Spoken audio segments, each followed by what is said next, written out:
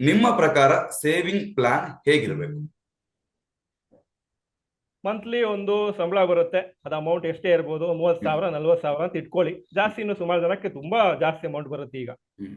ಅದರಲ್ಲಿ ನಿಮ್ಮ ಮನೆ ಖರ್ಚಿರುತ್ತೆ, ಮತ್ತೆ ಸುಮಾರು ಎಲೆಕ್ಟ್ರಿಸಿಟಿ ಅದು ಇದು ಸುಮಾರು ಬೇಸಿಕ್ ಖರ್ಚಿರುತ್ತೆ. ಅದಾದ್ಮೇಲೆನೂ ನಿಮಗೆ ಒಂದು ಅಟ್ಲೀಸ್ಟ್ ಒಂದು 20-30% ಸೇವಿಂಗ್ಸ್ ಆಗ್ಬೋದು. 20-30 ಅಂದ್ರೆ 100 ರೂಪಾಯಿಲಿ 70 ರೂಪಾಯಿ ಖರ್ಚಂತ ಹೋಗ್ಬೋದು. ಇನ್ನೊಂದು 20-30 ನನಗೆ ಇದು ಸದ್ಯಕ್ಕೆ ಯಾವುದಕ್ಕೂ ಏನು ರಿಕ್ವೈರ್ಮೆಂಟ್ ಇಲ್ಲ ಅಂತಿರೋದು ಹ್ಮ್. ಆ ಒಂದು ಅಮೌಂಟ್ ಇರುತ್ತೆ.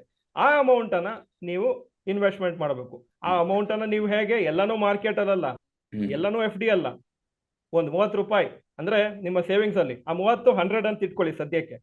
ನೀವು ಒಂದು 20-30 ರೂಪಾಯಿ ಸ್ಟಾಕ್ ಮಾರ್ಕೆಟ್ ಅಥವಾ ಮ್ಯೂಚುವಲ್ ಫಂಡ್ ಅಲ್ಲಿ ಹಾಕಿ. ಇನ್ನೊಂದು 20 ರೂಪಾಯಿ ಅಥವಾ 10-15 ರೂಪಾಯಿ ನೀವು ಬ್ಯಾಂಕ್ ಎಫ್ ಡಿ ಅಥವಾ ಬ್ಯಾಂಕ್ ಸೇವಿಂಗ್ಸ್ ಡೆಪಾಸಿಟ್ಸ್ ಅಲ್ಲಿ ಹಾಕಿ. ಮತ್ತೆ ಸ್ವಲ್ಪ ಬೇಕಾದ್ರೆ ಪಿ ಪಿ ಎಫ್ ಮಾಡಿ, ಸ್ವಲ್ಪ ಚಿನ್ನ ತಗೊಳ್ಳಿ. ಎಲ್ಲಾನು ಸೇರಿಸಿ ಒಂದು 100 ರೂಪೀಸ್ ಮಾಡ್ಕೊಳ್ಳಿ. ಅದು ನಿಮ್ಮ ಸೇವಿಂಗ್ಸ್ ಅಂತ. ಚಿಕ್ಕವರಿರುವಾಗ ಅಥವಾ ಸೇವಿಂಗ್ಸ್ ತುಂಬಾ ಕಮ್ಮಿ ಇರುವಾಗ ರಿಯಲ್ ಎಸ್ಟೇಟ್ ತಗೊಳಕ್ ಆಗುದಿಲ್ಲ. ಯಾವ ಪ್ರಾಪರ್ಟಿನೂ ನಿಮಗೆ ಕಮ್ಮಿ ರೇಟ್ ಸಿಗೋದಿಲ್ಲ. ಸೊ ಸದ್ಯಕ್ಕೆ ನಾನು ಪ್ರಾಪರ್ಟಿ ಬಗ್ಗೆ ಹೇಳ್ತಾ ಇಲ್ಲ. ಬಟ್ ನಿಮ್ಮ ನಿಮ್ಮ ಕೆಪಾಸಿಟಿ ಜಾಸ್ತಿ ಆದಾಗೆ ಪ್ರಾಪರ್ಟಿನು ನಿಮ್ಮ ಸೇವಿಂಗ್ಸ್ ಅಲ್ಲಿ ಒಂದು ಪರ್ಸೆಂಟೇಜ್ ಆಗುತ್ತೆ. ಯೂಶಲಿ ಹ್ಮ್. ನಾವು ಹೇಳ್ತೀವಿ 50% ನಿಮ್ಮ ಸೇವಿಂಗ್ಸ್ ಪ್ರಾಪರ್ಟಿ ಅಥವಾ ರಿಯಲ್ ಎಸ್ಟೇಟ್ ಅಲ್ಲಿ ಇರಬೇಕು. ಆವಾಗ ನಿಮಗೊಂದು ಸ್ವಂತ ಮನೆ ಇರುತ್ತೆ ಅಥವಾ ಒಂದು ಸೈಟ್ ತಗೊಂಡಿರ್ತೀರಿ, ಆ ತರ ಆಗುತ್ತೆ. ಬಟ್ ಯಂಗರ್ ಪೀಪಲ್ ಇರುವಾಗ ಅವರು ಸ್ಟಾರ್ಟಿಂಗ್ ಅಲ್ಲಿ ಈ ತರ ಆಪ್ಷನ್ಸ್ ಇರೋದು ಕಮ್ಮಿ. Gold, stock market, P P F, bank, ಇಷ್ಟು ಇನ್ಸ್ಟ್ರೂಮೆಂಟ್, ಇನ್ಶೂರೆನ್ಸ್, ಸ್ವಲ್ಪ ಇನ್ಶೂರೆನ್ಸ್ ತಗೊಂಡಿರ್ಬೇಕು. ಅದು ಬೇರೆ ಬೇರೆ ಟೈಪ್ಸ್ ಆಫ್ ಇನ್ಶೂರೆನ್ಸ್ ಇದೆ, ಬಟ್ ಇನ್ಶೂರೆನ್ಸ್ ಒಂದು ಸ್ವಲ್ಪ ಇರಬೇಕು. ಆವಾಗ ಯಾವುದ್ರ ಮೇಲೂ ನೀವು ಡಿಪೆಂಡ್ ಆಗ್ತಾ ಇಲ್ಲ. ನೀವು ಮಾರ್ಕೆಟ್ ಬಿದ್ರೆ ಪರವಾಗಿಲ್ಲ, ನಾನು ಮಾರ್ಕೆಟ್ ಅಲ್ಲಿ ಸ್ವಲ್ಪ ಅಮೌಂಟ್ ಇದೆ ಬಾಕಿ ಇದ್ರಲ್ಲೂ ಬಾಕಿ ಇಟ್ಟಿದ್ದೀನಿ ಅಂತ. ಇಲ್ಲದ ಏನಾಗುತ್ತೆ, ಎಲ್ಲಾನು ನೀವು ಮಾರ್ಕೆಟ್ ಅಲ್ಲಿ ಹಾಕಿದ್ರೆ ಮಾರ್ಕೆಟ್ ಬಿದ್ರೆ ಟೆನ್ಷನ್ ಆಗುತ್ತೆ. ಹೌದು. ಒಂದು ಬೆಸ್ಟ್ ಏಜ್ ಯಾವುದು ಅಂದ್ರೆ ಒಬ್ಬ ಮನುಷ್ಯ ಒಂದು ಇನ್ವೆಸ್ಟ್ಮೆಂಟ್ ಮಾಡುವಂತಹ ಪ್ಲಾನ್ ಅನ್ನ ಆರಂಭಿಸ್ಲಿಕ್ಕೆ ಯಾವ ಏಜ್ ಬೆಸ್ಟ್? ಆ ಏಜ್ ಇಂದ ಮಾಡಿದ್ರೆ ತುಂಬಾ ಒಳ್ಳೇದಾಗುತ್ತೆ ಅಂದ್ರೆ ಯಾವ ಏಜ್? Best age 22, 21, 23. ಯಾವಾಗ ನಿಮ್ಮ ಫಸ್ಟ್ ಸ್ಯಾಲರಿ ಬರುತ್ತೆ ಅಥವಾ ಫಸ್ಟ್ ಒಂದು ಇನ್ಕಮ್ ಅಂತ ಬರುತ್ತೆ, ಆವಾಗಿಂದ ಶುರು ಮಾಡಬೇಕು. ಆ ಅಮೌಂಟ್ 1,000 ಇರಲಿ, 2,000 ಇರಲಿ, ಮಾಡ್ಬೋದು, ಮಾಡಬೇಕು. ಆವಾಗ ಏನಾಗುತ್ತೆ, ನೀವು ಇದು ಕ್ರಿಕೆಟ್ ಎಕ್ಸಾಂಪಲ್ ಕೊಟ್ರೆ ತುಂಬಾ ಚೆನ್ನಾಗಿರುತ್ತೆ. 20 ಓವರ್ ಮ್ಯಾಚ್ ಇದೆ, 20 ಓವರಿಗೆ ನೀವು ಎಷ್ಟೋ ಒಂದು ಟಾರ್ಗೆಟ್ ಹೊಡಿಬೇಕು. ನೀವು ಮೊದಲನೇ ಓವರಿಂದ ಸಣ್ಣ ಸಣ್ಣ ಒಂದು ರನ್ಸ್, 1 ರನ್ 2 ರನ್ಸ್ ಹೊಡಿತಾ ಹೋದ್ರೆ ನಿಮಗೆ ಸುಲಭ ಆಗುತ್ತೆ ಟಾರ್ಗೆಟ್ ಹೊಡಿಯಕ್ಕೆ. ಇಲ್ಲ ನಾನು 5 ಓವರ್ ಏನು ಆಡಲ್ಲ, ಏನು ಹೊಡಿಯಲ್ಲ, 5ನೇ ಓವರಿಂದ ಆಡ್ತೀನಿ ಅಂದ್ರೆ ಕಷ್ಟ ಆಗತ್ತೆ ಟಾರ್ಗೆಟ್. ಅದೇ ತರ ನೀವು 21, 22 ಸ್ಮಾಲ್ ಅಮೌಂಟ್ ಸೇವ್ ಮಾಡಿದ್ರು ಅದು ಬೆಟರ್. ಇಲ್ಲ 30 ವರ್ಷವರೆಗೆ ನಾನು ಸುಮ್ಮನೆ ಮಜಾ ಮಾಡ್ತೀನಿ, 40 ವರ್ಷವರೆಗೆ ಅದನ್ನ ಯಾವ್ದು ನಾನು ಟೆನ್ಷನ್ ತಗೊಳಲ್ಲ, 40 ವರ್ಷ ಅಂತ ನಾನು ರಿಟೈರ್ಮೆಂಟ್ಗೆ ಒಂದು ಪ್ಲಾನ್ ಮಾಡ್ತೀನಿ, ಮಕ್ಕಳ ಎಜುಕೇಶನ್ಗೆ ನಾನು ಪ್ಲಾನ್ ಮಾಡ್ತೀನಿ ಅಂದ್ರೆ ಕಷ್ಟ ಆಗತ್ತೆ. ಯಾಕಂದ್ರೆ ಜಾಸ್ತಿ ಅಮೌಂಟ್ ಸೇವ್ ಮಾಡ್ಬೇಕಾಗತ್ತೆ. ನಿಮ್ಮ ಟಾರ್ಗೆಟ್ ಹತ್ರ ಬರ್ತಾ ಇದೆ, ನೀವೇನು ಯಾವಾಗ ದುಡ್ಡು ಬೇಕು ಅದು ಹತ್ರ ಬರ್ತಾ ಇದೆ. ಆದ್ರೆ ಜಾಸ್ತಿ ಅಮೌಂಟ್ ಹಾಕ್ಬೇಕಾಗತ್ತೆ, ಆ ಟಾರ್ಗೆಟ್ ರೀಚ್ ಆಗುತ್ತೆ. ಅಂದ್ರೆ ಪರ್ ಓವರ್ ನಾವು ಜಾಸ್ತಿ ಹೊಡಿಬೇಕಂತ ಹೇಳ್ತೀವಿ ನೋಡಿ, ರಿಕ್ವೈರ್ಡ್ ರನ್ ರೇಟ್ ಕ್ರಿಕೆಟ್ ಅಲ್ಲಿ. ಅದೇ ತರ ಜಾಸ್ತಿ ಸೇವಿಂಗ್ಸ್ ಮಾಡಬೇಕು ಪ್ರತಿ ತಿಂಗಳು, ಇಲ್ದಾದ್ರೆ ನಾವು ನಮ್ಮ ಟಾರ್ಗೆಟ್ ರೀಚ್ ಆಗಲ್ಲ. ಆದಷ್ಟು ಬೇಗ ಶುರು ಮಾಡಿದವರು ಯಾವಾಗ್ಲೂ ಸಕ್ಸಸ್ಫುಲ್, ಯಾವಾಗ್ಲೂ ತುಂಬಾ ದೊಡ್ಡ ಅಮೌಂಟ್ ಮಾಡ್ತಾರೆ. ಹ್ಮ್. ಕಡೆದಾಗಿ ಒಂದ್ ಪ್ರಶ್ನೆ ಕೇಳ್ತೀನಿ. ಇವಾಗ ಷೇರು ಮಾರ್ಕೆಟ್ ಅಲ್ಲಿ ಇನ್ವೆಸ್ಟ್ ಮಾಡಬೇಕು ಅಂತ ಮನ್ಸು ಮಾಡ್ಕೊಂಡಿರ್ತಾರೆ, ಬಟ್ ಹತ್ತ ಸೈಡ್ ಇಂದ ಯುದ್ಧಗಳಾಗ್ತಾ ಇದೆ.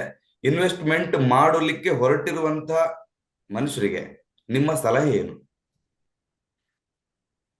ಸ್ಟ್ಯಾಟಿಸ್ಟಿಕ್ಸ್ ಹೇಳುತ್ತೆ, ಯಾವುದೇ ಯುದ್ಧ ಇರಲಿ, ಇದ್ರ ಮುಂಚೆ ರಷ್ಯಾ ಯುಕ್ರೇನ್ ಇರಲಿ, ಮತ್ತೆ ಸುಮಾರು ಬೇರೆ ಬೇರೆ ಆಗಿದೆ, ಇನ್ಕ್ಲೂಡಿಂಗ್ ಕಾರ್ಗಿಲ್ ಯುದ್ಧ ಆಗಿದೆ, ನಮ್ಮ ಇಂಡಿಯಾದೇ ಯುದ್ಧ. ಆವಾಗ್ಲೂ ಮಾರ್ಕೆಟ್ 1, 2, 3 ತಿಂಗಳವರೆಗೆ ಸ್ವಲ್ಪ ಡಲ್ ಆಗಿರ್ಬೋದು. ಆದ್ರೆ ಅದಾದ್ಮೇಲೆ ನ್ಯಾಚುರಲ್ ಆಗಿ ಪಿಕಪ್ ಆಗಿದೆ. 1 ವರ್ಷದಲ್ಲಿ ನೋಡಿದ್ರೆ ಇವತ್ತಿನ ರೇಟ್ಗಿಂತ ಜಾಸ್ತಿನೇ ಯೂಶಲಿ ಸ್ಟ್ಯಾಟಿಸ್ಟಿಕ್ಸ್ ಹೀಗೆ ಹೇಳುತ್ತೆ. ಆವರೇಜ್ ಆಗಿ ಜಾಸ್ತಿನೇ ಇರುತ್ತೆ. 3 ವರ್ಷ ಆದ್ಮೇಲೆ ತುಂಬಾ ಜಾಸ್ತಿ ಇರುತ್ತೆ ಇವತ್ತಿನ ರೇಟ್ ಕಂಪೇರ್ ಮಾಡಿದ್ರೆ. ಸೊ ನೀವು ಆ ವಿಷನ್ ಇಟ್ಕೊಂಡು ಇನ್ವೆಸ್ಟ್ ಮಾಡ್ತೀನಿ ಅಂದ್ರೆ ಯಾವ ಭಯ ಇಲ್ಲ. ನನಗೆ ಶಾರ್ಟ್ ಟರ್ಮ್ ಹಾಕ್ತೀನಿ ಅಂದ್ರೆ ಮತ್ತೆ ನೀವು ಕಾಯಬೇಕು, ಹಾಗೂ ರಿಸ್ಕ್ ಇದ್ದೇ ಇದೆ.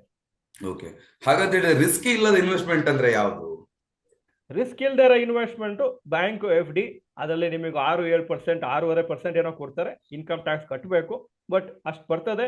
ಆ ನಿಮಗೆ ಪ್ರಾಬ್ಲಮ್ ಏನಾದ್ರಲ್ಲಿ ಅಂದ್ರೆ ಇನ್ಫ್ಲೇಷನ್ ಅದು ಬೀಟ್ ಮಾಡಕ್ ಆಗ್ತಾ ಇಲ್ಲ. ಈಗ ನಿಮಗೆ ಗೊತ್ತಿದೆ, ಇವತ್ತೇನಾದ್ರೂ ಒಂದು ಸಾಮಾನು ತಗೊಂಡ್ರೆ ನೆಕ್ಸ್ಟ್ ಇಯರ್ ನೋಡಿದ್ರೆ ಒಂದು 5-10% ಜಾಸ್ತಿ ಆಗಿರ್ತದೆ.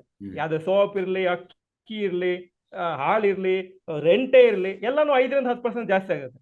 ನಮ್ಮ ಇನ್ವೆಸ್ಟ್ಮೆಂಟ್ ಅಷ್ಟು ಪರ್ಸೆಂಟೇಜ್ಗಿಂತ ಜಾಸ್ತಿ ಆಗ್ಲಿಲ್ಲ ಅಂದ್ರೆ ನಾವು ಸಫಿಶಿಯಂಟ್ ಆಗಿ ಚೆನ್ನಾಗಿ ಇನ್ವೆಸ್ಟ್ಮೆಂಟ್ ಮಾಡ್ತಾ ಇಲ್ಲ ಅಂತ ಆಯ್ತು, ಹಾಗೂ ನಮ್ಮ ಫ್ಯೂಚರಿಗೆ ಈ ದುಡ್ಡು ಸಾಕಾಗಲ್ಲ ಅಂತ ನಿಮಗೆ ಒಂದು ಕ್ಯಾಲ್ಕುಲೇಷನ್ ಹೇಳುತ್ತೆ.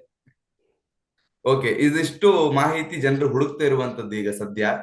ಶೇರ್ ಮಾರ್ಕೆಟ್ ಕುಸಿದೋಗಿದೆ, ಏನ್ ಮಾಡ್ಬೇಕು, ಇನ್ವೆಸ್ಟ್ಮೆಂಟ್ ಮಾಡಿದವ್ರು ಏನ್ ಮಾಡ್ಬೇಕು, ಇನ್ವೆಸ್ಟ್ಮೆಂಟ್ ಮಾಡ್ಲಿಕ್ಕೆ ಹೊರಟವ್ರು ಏನ್ ಮಾಡ್ಬೇಕು ಅನ್ನೋದ್ರ ಬಗ್ಗೆ ಎಲ್ಲ ಸಾಕಷ್ಟು ಚರ್ಚೆ ಆಗ್ತಿತ್ತು. ಹೀಗಾಗಿ ರೋಹನ್ ಬರಚಂದ್ರ ಅವರನ್ನ ಕಾಂಟ್ಯಾಕ್ಟ್ ಮಾಡ್ಕೊಂಡು ಇದ್ರ ಬಗ್ಗೆ ತಿಳ್ಕೊಳ್ಬೇಕು, ನಮ್ಗೆ ತಿಳ್ಕೊಳ್ಬೇಕು, ಹಾಗೆ ಜನರಿಗೆ ಇದನ್ನ ತಿಳಿಸ್ಬೇಕು ಅನ್ನೋ ಒಂದು ಉದ್ದೇಶದಿಂದ ಈ ಒಂದು ಸಣ್ಣ ಸೆಟಪ್ ಅಲ್ಲಿ ಇಂಟರ್ವ್ಯೂ ತರ ಮಾಡ್ಕೊಂಡಿದ್ದೇವೆ. ಸೊ ಈ ಒಂದು ವಿಡಿಯೋ ತುಂಬಾನೇ ಹೆಲ್ಪ್ಫುಲ್ ಆಗುತ್ತೆ ಜನರಿಗೆ, ಯಾಕಂತ ಹೇಳಿದ್ರೆ ರೀಸೆಂಟ್ ಆಗಿ ಮಾಡಿರುವಂತಹ ಚಿನ್ನದ ವಿಡಿಯೋ ಆಗಿರ್ಬೋದು, ಶೇರ್ ಮಾರ್ಕೆಟ್ ವಿಡಿಯೋ ಆಗಿರ್ಬೋದು, ಎಲ್ಲವೂ ಕೂಡ ಒಂದು ಉತ್ತಮವಾದ ವೀಕ್ಷಣೆಯನ್ನ ಪಡೆದುಕೊಂಡಿದೆ. ಜನರು ತಮ್ಮ ಅಭಿಪ್ರಾಯವನ್ನ ಹಂಚಿಕೊಂಡಿದ್ದಾರೆ. ಇಂತಹ ವಿಡಿಯೋಗಳನ್ನ ಮಾಡಿ ಜನರಿಗೆ ತುಂಬಾ ಹೆಲ್ಪ್ ಆಗುತ್ತೆ ಅಂತ ತಮ್ಮ ಮಾತುಗಳನ್ನ ಕಮೆಂಟ್ ಮೂಲಕ ಶೇರ್ ಮಾಡ್ಕೊಂಡಿದ್ದಾರೆ. ಅಂತವರಿಗೋಸ್ಕರ ಇಂತಹ ವಿಡಿಯೋಗಳು ಮುಂದಿನ ದಿನದಲ್ಲಿ ಖಂಡಿತವಾಗ್ಲೂ ಬರ್ತಾ ಇರುತ್ತೆ. ಹಾಗೆ ರೋಹನ್ ಬರಚಂದ್ರ ಅವರು ಈ ಒಂತಹ ವಿಡಿಯೋಗಳಿಗೆ ಸಪೋರ್ಟ್ ಮಾಡ್ಲಿಕ್ಕೆ ತಯಾರಾಗಿದ್ದಾರೆ. ಆರ್ಥಿಕ ತಜ್ಞರಾಗಿ ಸುಮಾರು ರೀತಿಯ ಕ್ಲಾಸ್ಗಳನ್ನ ಮಾಡಿದ್ದಾರೆ.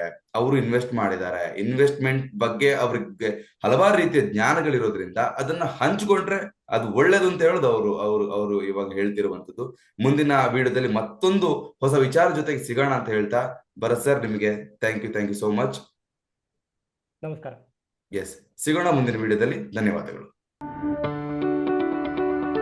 ಯಾವುದೇ ಸುದ್ದಿಯ ಅಪ್ಡೇಟ್ ಅನ್ನ ಮಿಸ್ ಮಾಡ್ಕೊಳ್ಬಾರ್ದು ಅಂದ್ರೆ ಈಗ್ಲೇ ಒನ್ ಇಂಡಿಯಾವನ್ನ ಸಬ್ಸ್ಕ್ರೈಬ್ ಮಾಡಿ. ನಿಮಗೆ ಬೇಕಾದ ಭಾಷೆಯಲ್ಲಿ ಎಲ್ಲಾ ಸುದ್ದಿ ತಿಳಿಬೇಕು ಅಂದ್ರೆ ಒನ್ ಇಂಡಿಯಾ ಆಪ್ ಅನ್ನ ಡೌನ್ಲೋಡ್ ಮಾಡ್ಕೊಳ್ಳಿ.